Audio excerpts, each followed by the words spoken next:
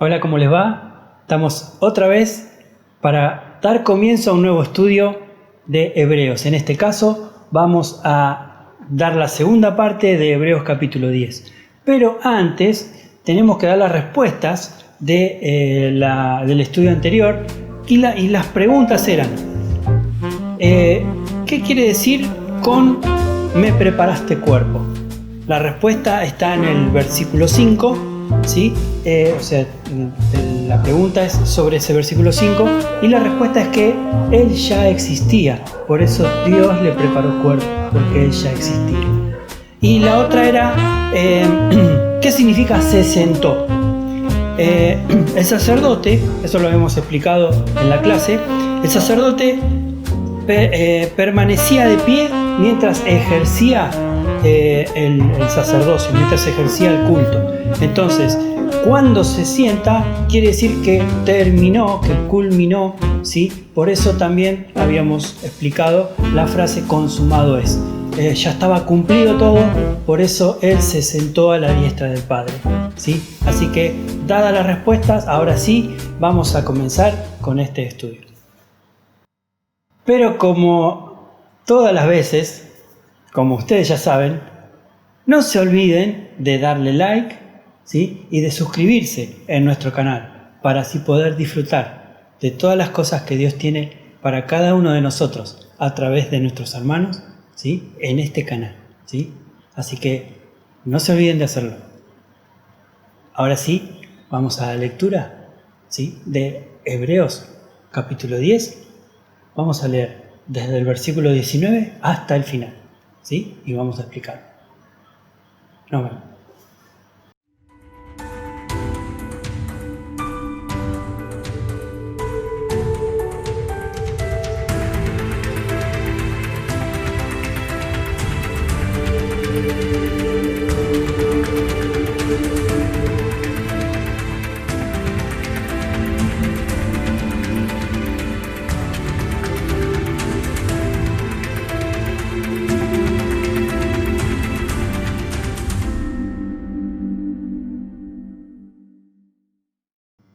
Bien, ahora sí vamos con la lectura. Vamos a leer de Hebreos del capítulo 10, del versículo 19 hasta el final. Comenzamos. Así que, hermanos, teniendo libertad para entrar en el lugar santísimo por la sangre de Jesucristo, por el camino nuevo y vivo, el que nos abrió a través del velo, esto es su carne, y teniendo un gran sacerdote sobre la casa de Dios, acerquémonos con corazón sincero en plena certidumbre de fe, purificados los corazones de la mala conciencia, lavados los cuerpos con agua pura. Mantengámonos firme sin fluctuar la profesión de nuestra esperanza, porque fiel es el que prometió. Y considerémonos unos a otros para estimularnos al amor y a las buenas obras, no dejando de congregarnos como algunos tienen por costumbre, sino exhortándonos y tanto más cuando veis que aquel día se acerca. Porque si pecáremos voluntariamente después de haber recibido el conocimiento de la verdad, ya no queda más sacrificio por los pecados, sino una horrenda expectación de juicio y de hervor de fuego, que ha de devorar a los adversarios. El que viola la ley de Moisés, por el testimonio de 2 o 3 testigos, muere irremisiblemente. ¿Cuánto mayor castigo pensáis que merecerá el que pisoteare el Hijo de Dios y tuviere por inmunda la sangre del pacto en la cual fue santificado y hiciere afrenta al Espíritu de gracia? Pues conocemos al que dijo: mía es la venganza, yo daré el pago, dice el Señor. Y otra vez el Señor juzgará a su pueblo. Horrenda cosa es caer en mano del Dios vivo. Pero traed a la memoria los días pasados, en los cuales después de haber sido iluminados, sostuvisteis gran combate de padecimientos. Por otra parte, ciertamente, con vituperios y tribulaciones, fuisteis hechos espectáculo y por otra llegasteis a ser compañeros de los que estaban en una situación semejante. Porque de los presos también os compadecisteis, y el despojo de vuestros bienes sufristeis con gozo, sabiendo que tenéis en vosotros una mejor y perdurable herencia en los cielos. No perdáis, pues, vuestra confianza, que tiene grande galardón, porque os es necesario la paciencia para que, habiendo hecho la voluntad de Dios, obtengáis la promesa. Porque aún un poquito, y el que ha de venir vendrá y no tardará, mas el justo vivirá por fe, y si retrocediere no agradará a mi alma. Pero nosotros no somos de los que retroceden para perdición, sino de los que tienen fe para preservación del alma. Muy bien, ahora, de acuerdo a lo que hemos leído, les voy a hacer las preguntas para que ustedes puedan responder y la vamos a ver cuáles son las correctas en el próximo episodio, en el próximo capítulo. Así que las preguntas son, primero, ¿qué se cumple cuando nos congregamos? ¿Qué se cumple cuando nos congregamos? Esa es la primera pregunta. Y la pregunta número 2 es, ¿qué no se debe perder? Según lo que hemos leído, hay algo que no se debe perder. ¿Qué es lo que no se debe perder?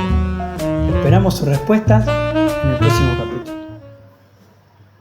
Muy bien, ahora sí vamos a comenzar con la explicación de este capítulo. Vamos a verlo, como dijimos, del versículo 19 hasta el final. Y comienza diciendo, así que, hermanos, teniendo libertad para entrar al lugar santísimo por la sangre de Jesucristo, por el camino nuevo y vivo que Él nos abrió a través del velo, esto es su carne. En el versículo 19 y 20, ¿sí?, compara el velo con el cuerpo del Mesías, con el cuerpo de Cristo. Esto es algo como que en aquel momento, como todos sabemos, había un velo que separaba el lugar santo del lugar santísimo. Y ese velo es como lo vemos bien en los evangelios, dice que cuando Jesús muere, ¿sí?, dice que el velo del templo se rasgó en dos.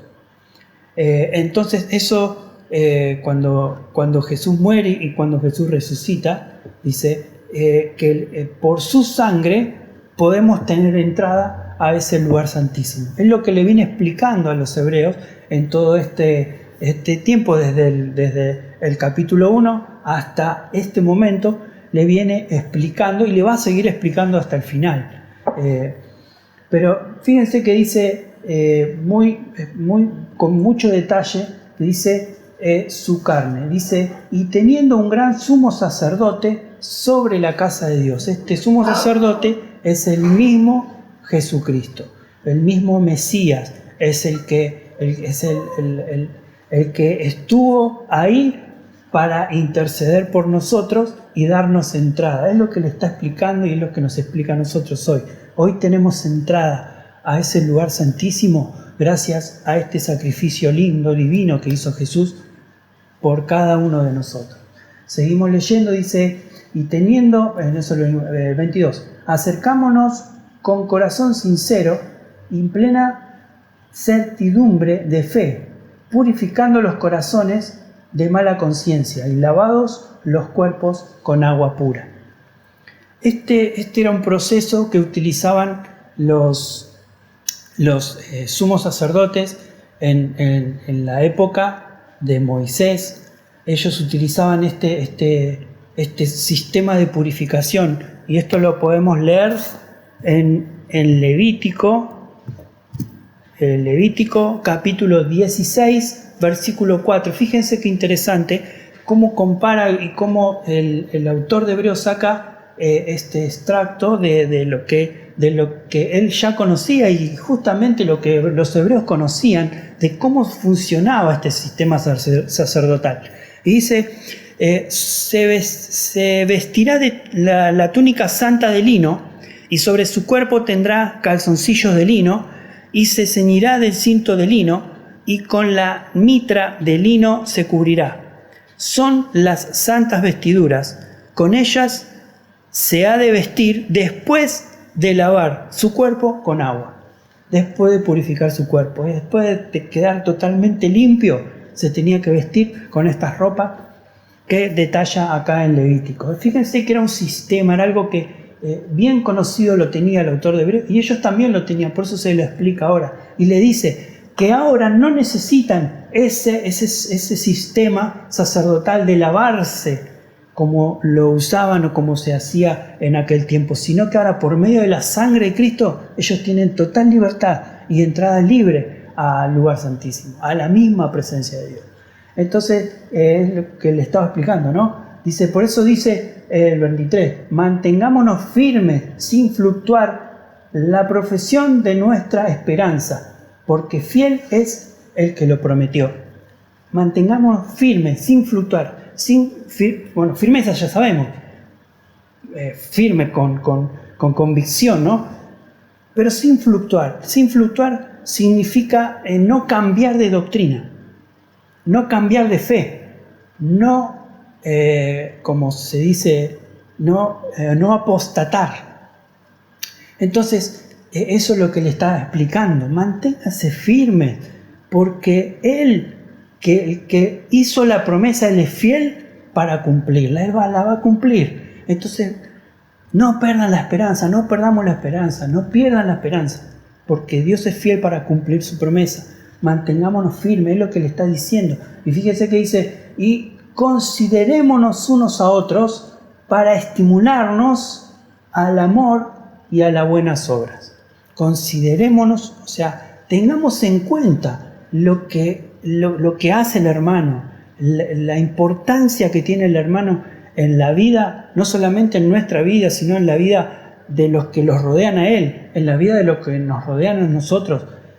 Por eso dice que somos una familia de la fe, porque es muy importante reconocer, valorar al hermano, que el hermano se sienta valorado, tener por estima, porque eso hace que esa persona no solamente se sienta bien ella misma, sino también hace sentir bien a los demás, porque nosotros valoramos lo que hace, ¿sí?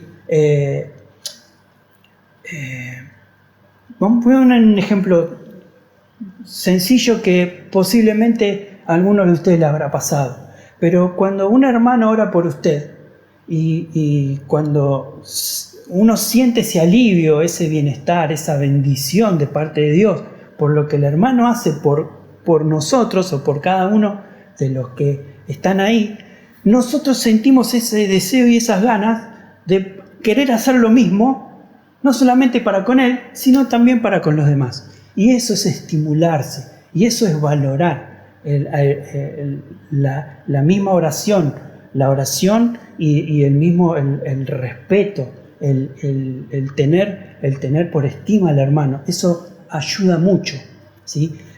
Y fíjense que es uno de los versículos más conocidos, ¿sí? Hay muchos conocidos en Hebreos, pero este dice, no dejando de congregarnos como algunos tienen por costumbre, sino exhortándonos, y tanto más cuando veis que aquel día se acerca. A ver, vamos a ir a repasar algunos puntos, ¿no? Nosotros habíamos visto en el versículo 22 que habla de mala conciencia, ¿no? O sea, tener una conciencia limpia.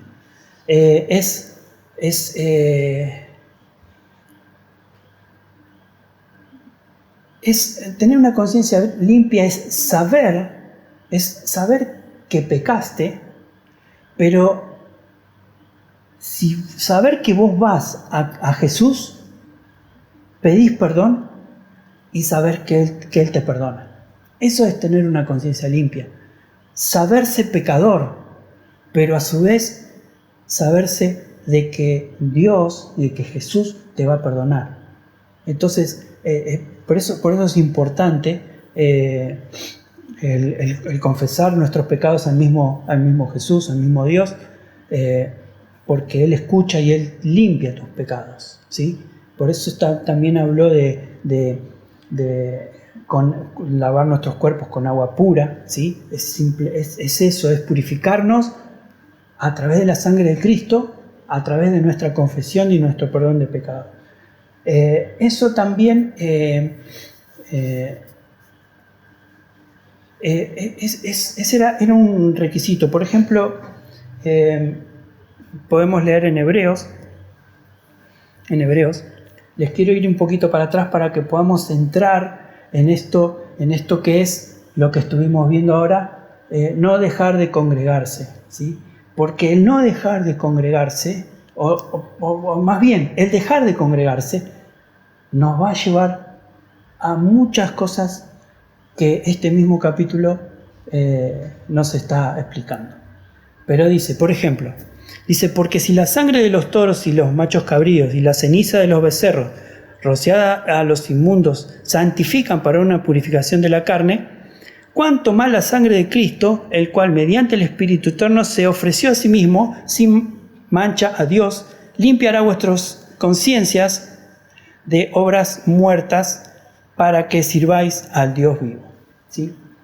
Lavados, era un requisito el lavarse antes de hacer ese proceso de entrar a ese lugar santísimo para poder estar limpios. Era indispensable estar limpios para poder entrar ahí.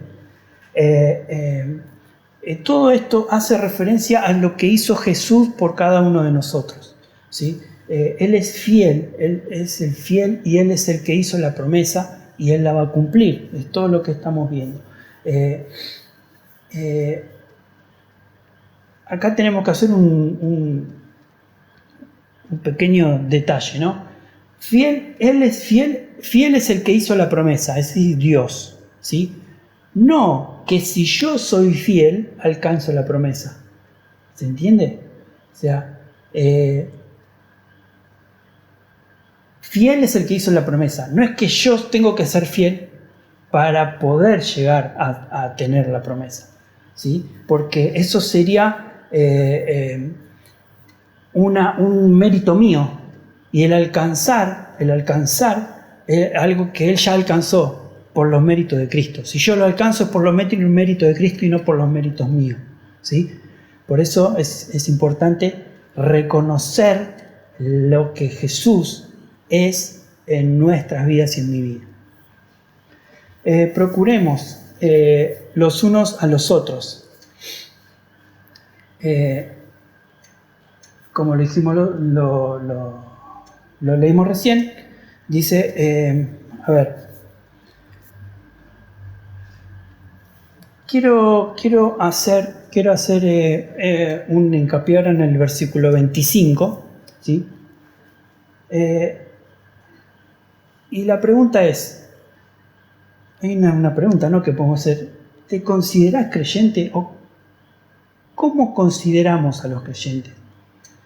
Porque dice, no dejando de congregarse como algunos tienen por costumbre.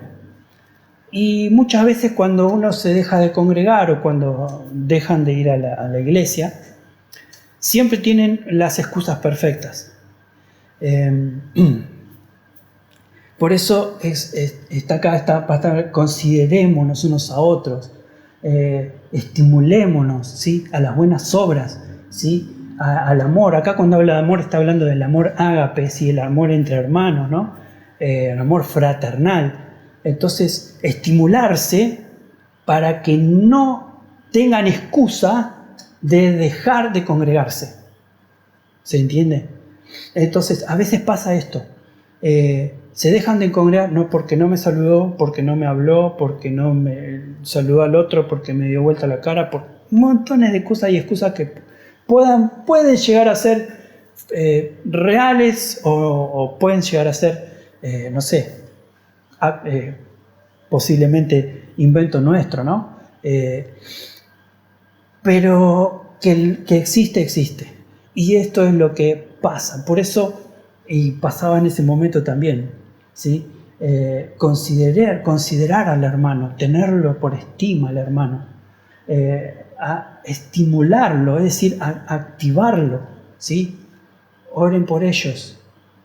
Y ese bienestar va a hacer que ese hermano quiera hacer lo mismo por otros. Entonces, eso es una de las cosas. Puede haber muchas más. La única forma de avanzar es estando en la congregación.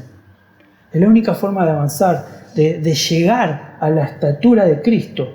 ¿Cómo voy a querer llegar? ¿Cómo voy a hacer?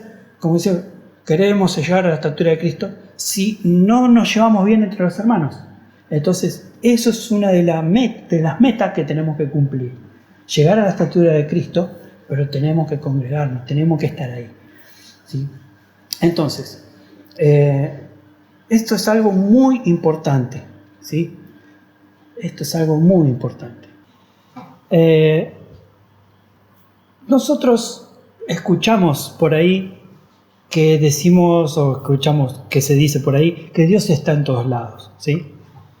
Esto es algo que muchas veces la gente que deja de congregarse pone como excusa también esto, que de que Dios está en todos lados. Y es verdad, Dios está en todos lados, eso no podemos decir que no es cierto. Pero cuando acá está explicando, está diciendo que no se dejen de congregar, es específicamente a aquellos creyentes que, vamos a ver un ejemplo, a ver, ¿cómo vamos a poder avanzar en la vida? ¿Cómo vas a poner en práctica los dones que Dios te dio? ¿Cómo vas a crecer? Es imposible no crecer, es imposible no avanzar si no te congregás. Es como que te vas a estancar en un mismo lugar. Los dones que Dios te dio no son para uno mismo, sino que son para los demás. Es poner en práctica esos dones en las demás personas. Lo que Dios te da es para que vos se los des a los demás. Tenemos un ejemplo que es la parábola del siervo inútil, ¿sí? Eso lo podemos leer en Lucas capítulo 17, no lo voy a leer porque es muy largo, pero está en Lucas 17 del 7 al 10, o si no en Mateo 25 del 14 al 30. Es muy interesante y traten de leerlo como para poder entender el contexto de todo esto, ¿no? Utiliza esta palabra, como decimos acá, estimularnos, ¿no? Animarnos los unos a los otros. Esta palabra estimular, animar, es llamar a alguien muy cercano. Y ese alguien muy cercano, ¿y quién es? El que está al lado tuyo, un familiar, pero también son aquellos que nos congregamos constantemente en nuestras iglesias. Y es el interactuar, es el comunicarse, es el hablar. Ahí es donde uno empieza a poner en práctica los dones que uno tiene. Porque si uno va a la iglesia, llega a la reunión, escucha la palabra y se va automáticamente y no interactúa con nadie y no charla con nadie, no vamos a poner en práctica todo aquello que Dios nos está enseñando a través del pastor en la reunión, a través de la palabra de Dios. Entonces, poner en práctica esos dones es justamente esto, ¿no? Animar a los demás. ¿Por qué es importante la congregación? ¿Por qué es importante congregarse? Porque te capacita para toda buena obra y para edificar a otros. Te capacita y a través de esa capacitación que te da el estar en la congregación, vos podés edificar a los demás, a aquellos que están afuera y no entienden la palabra de Dios. Entonces, al vos estar congregando, vas a poder poner en práctica esos dones, no solamente dentro de la congregación, sino también en los que están afuera. Entonces, por eso es importante. Eso también nos estimula los unos a los otros, para que cuando el Señor venga, podamos rendir buenas cuentas, ¿sí? Entonces, así también, esto lo vamos a leer ahora en el versículo 26 y 27. Dice, porque si pecaremos voluntariamente, después de haber recibido el conocimiento de la verdad, ya no queda más sacrificio por los pecados, sino una horrenda expectación de juicio y de hervor, luego que ha de devorar a los adversarios. A ver, pecar voluntariamente. Si nosotros prestamos atención a lo que hemos leído anteriormente, cuando hablamos de los pecados que se hacen inconscientemente, o sea, sin saber, sin darse cuenta, y aquellos pecados que se hacen voluntariamente. Si nosotros leemos sin seguir leyendo y nos quedamos en este versículo, ninguno, absolutamente nadie, a excepción de los pastores, que puede estar exento, ¿sí?, de padecer esto que dice la palabra acá. Dice, porque si pecáramos después de haber recibido el conocimiento de la verdad, es decir, de haber aceptado a Cristo, ¿sí?, no queda más sacrificio por los pecados. ¿Por qué está este versículo? Este versículo está para estos hebreos que fueron iluminados. ¿Se acuerdan cuando en el capítulo 6 hablamos de los iluminados? Bueno, estos fueron iluminados y pecan voluntariamente. Ahora, ese pecar voluntariamente, ¿en qué contexto está ese pecar voluntariamente? En todo lo que sigue a continuación. No es el hecho de que si yo pequé, ya automáticamente estoy, digamos, en el infierno. Fíjense lo que dice la palabra. Vamos a leer en 1 Juan capítulo 2, versículo 1 y 2. Con respecto a lo que dice, ya no hay sacrificio.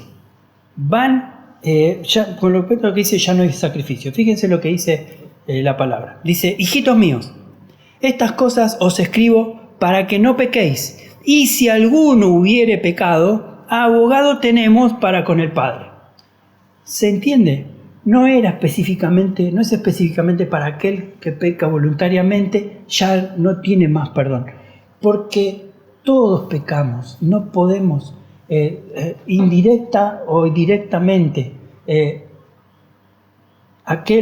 Dice la palabra que aquel que dice que no miente hace a Dios mentiroso. Entonces,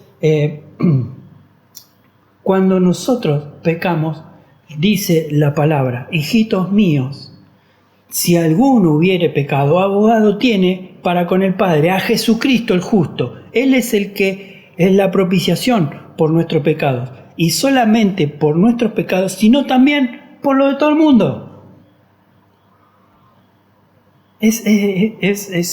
Realmente es maravilloso, ¿no? Porque por eso también decíamos anteriormente, cuando estaba hablando, que lo leímos, acerquémonos, corazón sincero, en plena certidumbre de fe, ¿sí? Purificando los corazones de mala conciencia. Ese purificar es el ir a los pies de Cristo. Cada vez que yo me equivoco, cada vez que peco, cada vez que me mando una macana, Señor, perdóname, y Él te perdona. Por eso dice que tenemos abogado, porque no solamente para nuestros pecados, sino para el pecado de todo el mundo. Es tremendo lo que Dios hizo a través del sacrificio de Jesucristo. Nos dio perdón de pecado. Ahora, si esto lo dice, ¿por qué dice esto? Porque en aquel tiempo ellos seguían haciendo este ritual de ir al lugar santísimo o al sumo sacerdote para que el sumo sacerdote haga o interceda por ellos. Entonces ellos volvieron para atrás en su fe, volvieron para atrás en su creencia. Ellos habían creído en Jesús, pero después volvieron a sus viejas creencias. Y ahí es donde dice lo que leemos ahora. Si pecare voluntariamente después de haber recibido el conocimiento, ya no queda más sacrificio por los pecados. O sea, lo que hace el sumo sacerdote no tiene solución de ese pecado. no puede solucionar su situación. Entonces, por eso, como seguimos leyendo, sino una horrenda expectación de juicio y remor que ha de devorar a todos los adversarios. Fíjense que dice, el que viola la ley de Moisés por el testimonio de 2 o 3 testigos es irremisible. Dice, ¿cuánto más aquel que pisotee la sangre de Jesús? Esto, el hecho de pisotear, es tener en poco, tener en menos lo que Dios hizo por ellos. Ahora, fíjense una cosa, si ustedes se hacen memoria, ¿vieron cuando dice, hay una parte en el Evangelio donde confrontan a Jesús y que dice, como habla sobre que Belcebú echa a los demonios, ¿sí? Entonces Jesús le dice, ¿cómo Belcebú echa a los demonios por Belcebú? Eso lo que estaban haciendo era, estaban atribuyendo el actuar o el accionar del Espíritu Santo a Belcebú. Entonces eso es lo mismo que está pasando acá. Es como que esa situación o esa forma de ver las cosas no tiene perdón, porque no pueden comparar. Eso es lo que en algunos casos se dice que es la blasfemia del Espíritu Santo. Algunos interpretan esto de esa manera. Por eso pues dice, ¿cuánto mayor castigo pensáis que merecía aquel que pisoteare al Hijo de Dios y tuviere por inmunda la sangre del pacto del que fue santificado e hiciere afrenta al Espíritu Santo? Eso mismo que hicieron esos fariseos en ese tiempo con Jesús, ¿sí? Es lo que él está explicando acá, ¿sí? El autor de los Hebreos, que no se vuelvan para atrás porque van a actuar de la misma forma que actuaban aquellos fariseos, aquellos que estaban confrontando a Jesús en ese momento. Vamos a leer en Hebreos para poder cerrar esta parte. Por lo cual también, Hebreos 7:25, por lo cual también salvar perpetuamente a los que por él se acercan a Dios, viviendo siempre para interceder por ellos. Si nosotros nos acercamos a Dios y pedimos perdón, siempre, no una vez, siempre va a interceder por nosotros, en cada momento que nosotros nos equivoquemos y vayamos a Él, a sus pies, Él va a venir y te va a interceder por vos para perdonar tus pecados, ¿sí? Si seguimos leyendo, por ejemplo, podemos ver otro ejemplo en Romanos.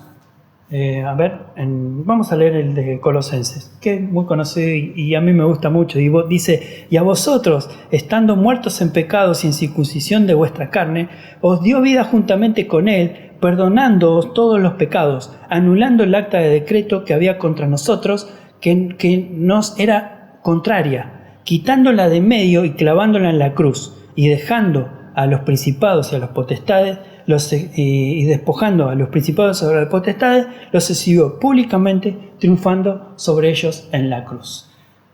Toda situación pecaminosa fue vencida por Cristo. Si yo tengo a Cristo, la situación pecaminosa que yo pueda tener, que no soy exento, cuando voy a los pies de Cristo, Él me limpia, Él me hace puro, Él me santifica, me purifica. Entonces, eso es lo que nosotros tenemos que hacer. Muy bien, siguiendo con lo que venimos leyendo, vamos a leer ahora el versículo del 32 al 34. Fíjense qué dice. Dice, pero traed a memoria los días pasados, en los cuales, después de haber sido iluminados, sostuvisteis gran combate de padecimientos. Haciendo resumen, leemos el versículo 34, que dice, porque todos los presos también os compadecisteis, y él despojó de vuestros bienes y el despojo de vuestros bienes sufristeis con gozo, sabiendo que tenéis en vosotros una mejor y perdurable herencia en el cielo. Entonces, ¿qué es lo que está diciendo? Le está diciendo que a estos mismos hebreos, le está diciendo que ellos tenían problemas, ¿sí? Pero no dejaron de congregarse. Fíjese que también habla de la visita a los presos. Estos presos que visitaron eran creyentes que habían sido encarcelados por predicar o por hablar de Jesús. O sea, no eran presos comunes, no eran ladrones o asesinos, sino que eran presos que habían estado en esa condición por haber hablado de Cristo. Y fíjense, ya para ir terminando, en el final dice: no perdáis vuestra confianza, que tiene grande galardón. Esto es lo principal que él le quería hacer entender, que no pierdan la confianza, la fe, ¿sí? Terminando, como dice el versículo 38, mas el justo vivirá por la fe, y si retrocederes no agradará a mi alma. El justo vivirá por la fe. Este versículo lo saca de Habacuc, capítulo 2, versículos 3 y 4. ¿Sí? Y lo interesante de esto es que cuando Habacuc, utiliza o dice esta frase, esto fue antes en el Antiguo Pacto. ¿Sí? Estaban en el Antiguo Pacto y sin embargo él tiene esta revelación de Dios y dice: el justo por la fe vivirá. Este tema de la fe es algo que vamos a ver en el capítulo 11, ¿sí? Que habla acerca de esto. Lo vamos a ver con detalle. En el versículo 39 dice: pero nosotros no somos de los que retroceden para perdición, sino de los que tienen fe para preservación del alma.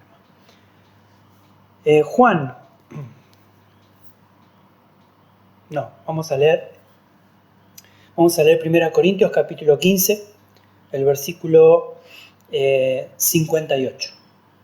Así que, hermanos míos, amados, estad firmes y constantes, creciendo en la obra del Señor siempre, sabiendo que vuestro trabajo no es en vano.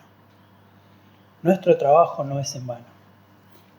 Firmes. Pero esa firmeza tiene que estar acompañada, como lo vimos hoy, considerando a nuestros hermanos, exhortándolos. ¿Sí? ¿Para qué?